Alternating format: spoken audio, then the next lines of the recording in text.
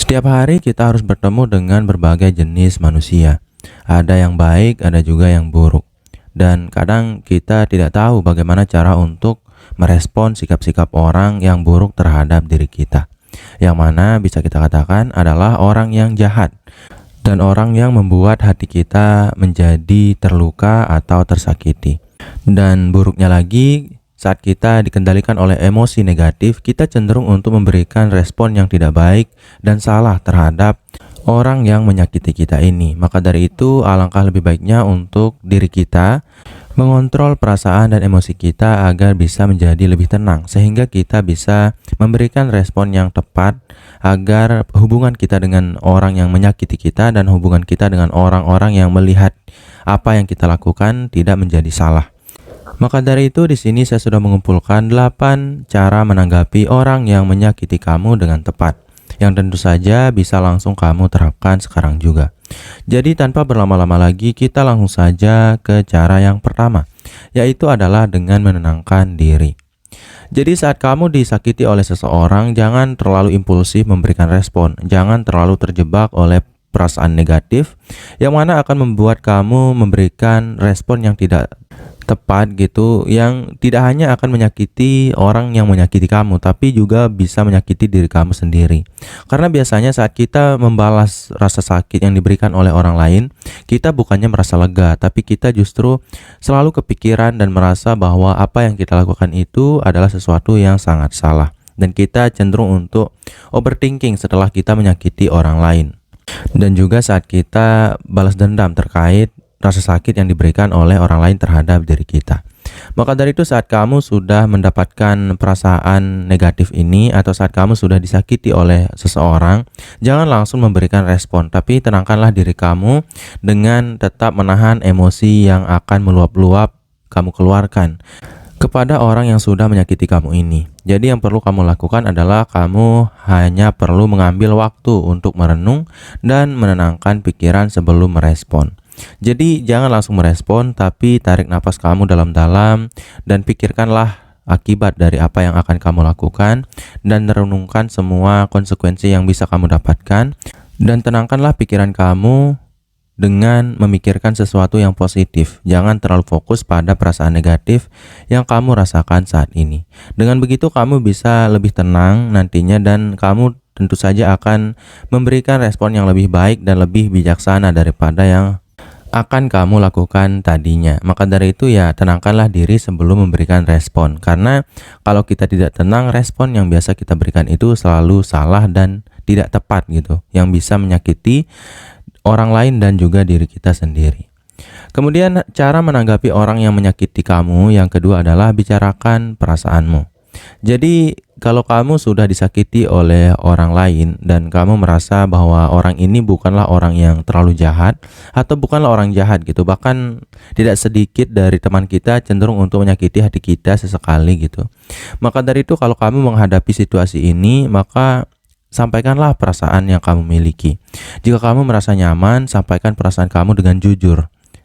Apa yang kamu rasakan terkait perlakuan negatif yang dilakukan oleh orang ini atau teman kamu ini terhadap diri kamu. Karena memang kadang perilaku negatif yang dilakukan oleh seseorang terhadap diri kita itu kadang tidak disengaja gitu. Kadang memang perlakuan itu diniatkan untuk hal baik, tapi ya cara penyampaiannya aja yang salah sehingga hati kita yang terluka. Dan ini bisa kita selesaikan dengan membicarakan apa yang kita rasakan saat orang tersebut melakukan sesuatu atau menyampaikan sesuatu terhadap diri kita. Jadi gunakanlah kalimat saya merasa gitu. Misalnya, saya merasa kurang enak kalau kamu melakukan ini di depan orang terhadap diri saya gitu. Walaupun kamu tidak berniat untuk melakukan kesalahan atau menyakiti saya, tapi hati saya merasa sakit gitu kalau kamu melakukannya di depan orang. Kalau kita hanya berdua tidak masalah. Saya akan menerimanya dengan lapang dada gitu. Jadi gunakanlah nada yang lebih baik gitu, yang tenang dan juga jujurlah terhadap apa yang kamu rasakan kepada orang yang sudah menyakiti kamu kalau orang tersebut dekat atau merupakan teman kamu yang tidak sengaja menyakiti kamu. Dan hindarilah nada-nada yang bersifat emosional yang cenderung untuk membuat teman kamu merasa ikut marah gitu kamu marah, kamu sakit hati, dan kamu merespon dengan salah, ya teman kamu juga akan merasakan perasaan yang sama. Hindarilah itu gitu. Karena dengan begitu kamu akan langsung menemukan solusi dari masalah yang terjadi saat itu juga. Kemudian cara menanggapi orang yang menyakiti kamu yang ketiga adalah tetapkan batasan. Batasan selalu bisa berhasil untuk membuat kita terhindar dari masalah-masalah sosial. Karena dengan adanya batasan, orang cenderung untuk menghargai kita, menghindari untuk menyakiti kita, dan akan sungkan terhadap diri kita. Karena ya kalau orang sungkan terhadap diri kamu, tentu saja orang tersebut akan menjaga sikap di depan kamu dan cenderung untuk menghindari konflik atau menghindari perbuatan atau tindakan yang akan menyakiti perasaan kamu. Dan itulah pentingnya batasan. Tapi bagaimana kalau kamu sudah disakiti oleh seseorang secara reguler gitu, atau secara terus-menerus gitu?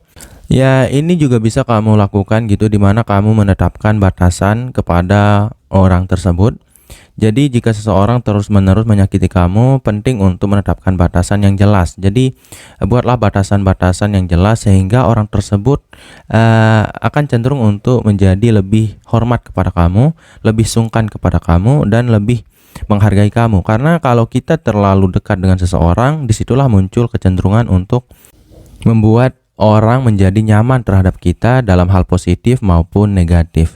Maka dari itu ya buatlah batasan-batasan, katakan dengan tegas apa yang tidak bisa diterima oleh kamu, misalnya saat kamu disakitin, dan jangan sekali-kali kamu menjadi orang yang lemah dan menerima semua balasan itu dengan lapang dada. Tapi tegaskanlah dengan jelas bahwa kamu adalah orang yang mengambil batasan terhadap orang yang menyakiti kamu ini. Jadi jangan kamu terima semua gitu rasa sakitnya atau perlakuan buruknya gitu. Langsung tetapkan batasan gitu. Dan dengan adanya batasan ini, kamu akan menjadi orang yang lebih dihargai secara personal. Kemudian cara menanggapi orang yang menyakiti kamu yang keempat adalah jangan balas dendam. Balas dendam selalu memicu masalah yang berantai. Karena saat kamu sudah membalas dendam terhadap seseorang yang menyakiti kamu, masalah ini akan terus-terus bertambah gitu. Karena ya kamu akan saling benci, dan proses balas dendam ini tidak akan pernah berhenti sampai kamu benar-benar memiliki musuh bebuyutan dalam hidup kamu. Dan saat kamu sudah memiliki musuh yang sangat-sangat berat dan sangat-sangat keras dan sangat-sangat sangat-sangat membenci kamu tidak akan tenang dalam hidup kamu. Maka dari itu jangan sekali-kali balas dendam.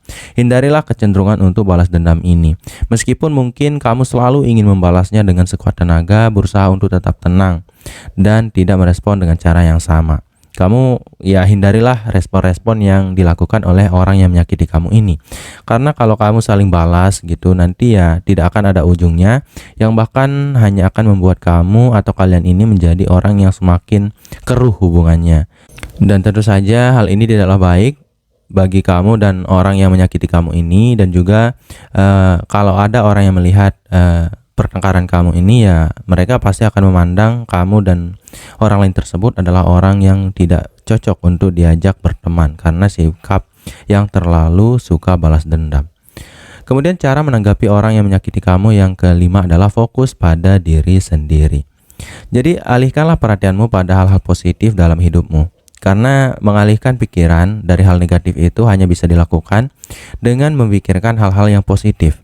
Jadi saat kamu sudah disakiti oleh seseorang, pasti emosi kamu itu membara, emosi kamu itu dipenuhi oleh pikiran-pikiran dan perasaan-perasaan yang sangat negatif, yang bahkan kamu ingin melakukan hal-hal yang terlalu buruk untuk dipikirkan bahkan kepada orang yang menyakiti kamu ini. Dan itu kalau benar-benar kamu lakukan, kamu akan menyesal sendiri. Itu pasti, karena perasaan keruh itu biasanya memunculkan tindakan yang tidak tepat untuk kita lakukan.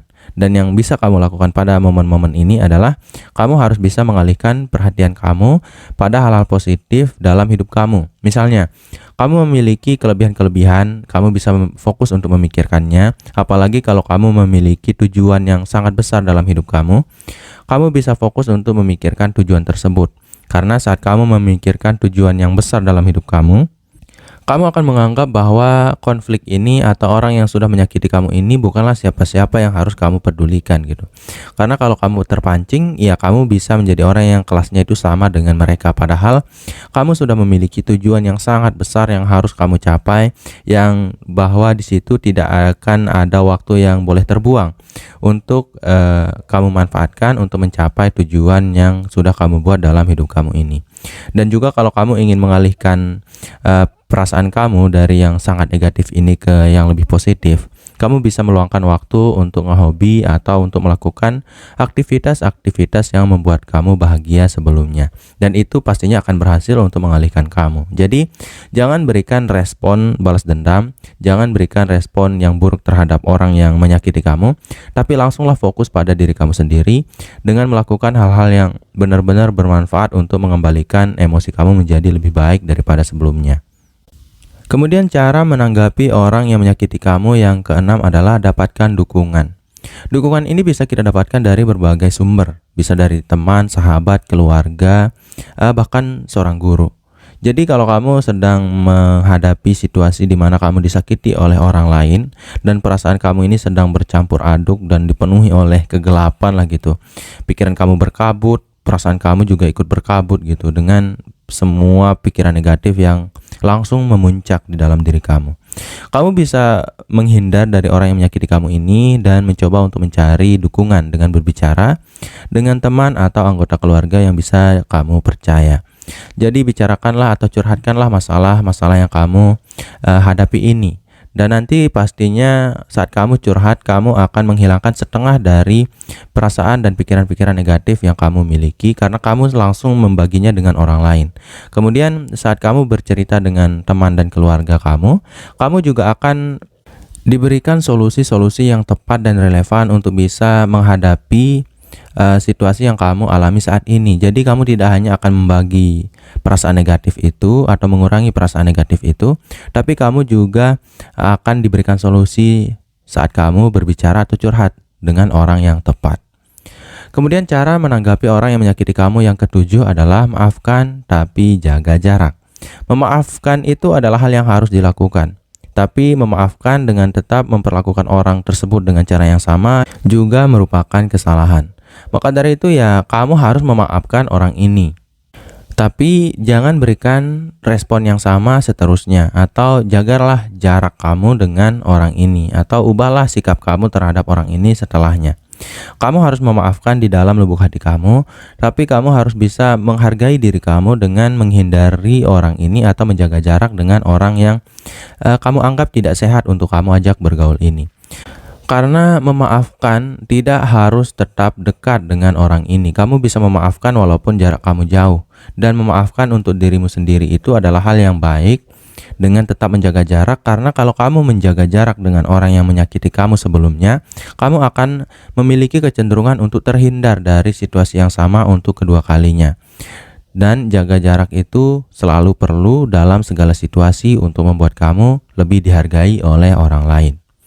Kemudian cara menanggapi orang yang menyakiti kamu yang terakhir atau yang kedelapan adalah pelajari dari pengalaman. Jadi tanyakan pada diri sendiri apa yang bisa kamu pelajari dari situasi yang kamu alami ini. Karena memang tidak ada situasi yang tidak bisa memberikan pelajaran terhadap diri kita. Jadi ya saat kamu sudah disakiti oleh seseorang, lihatlah pelajaran-pelajaran yang bisa kamu dapatkan. Entah itu tentang pelajaran bahwa kamu harus merespon seperti apa, pelajaran tentang bagaimana cara mengontrol diri dengan baik dan benar, pelajaran tentang bagaimana cara merespon terbaik saat kamu disakiti oleh orang lain, dan juga pelajaran tentang bagaimana rasa sakit yang bisa dirasakan oleh orang lain saat kamu menyakiti orang suatu saat nanti. Karena ya kamu bisa berkaca bahwa kamu sudah merasakan rasa sakit yang cukup besar saat kamu disakiti oleh orang lain. Yang tentu saja ini bisa membuat kamu bisa menghindari perilaku yang sama atau kesalahan yang sama yang dibuat oleh orang lain ini yang menyakiti kamu ini di masa depan. Jadi ada banyak sekali pelajaran yang bisa kita ambil dari sebuah peristiwa yang terjadi atau yang menimpa diri kita saat ini, yang bisa tentu saja kita jadikan sebagai pelajaran yang harus kita hindari untuk kita lakukan kalau bentuknya itu negatif. Dan kalau bentuknya positif, kita bisa menerapkan cara yang sama saat kita menghadapi situasi-situasi sulit yang mirip di masa depan. Jadi mungkin itu dulu untuk video kali ini. Saya harap video ini bisa bermanfaat bagi kamu, saya, dan kita semua. Sekian, wassalam.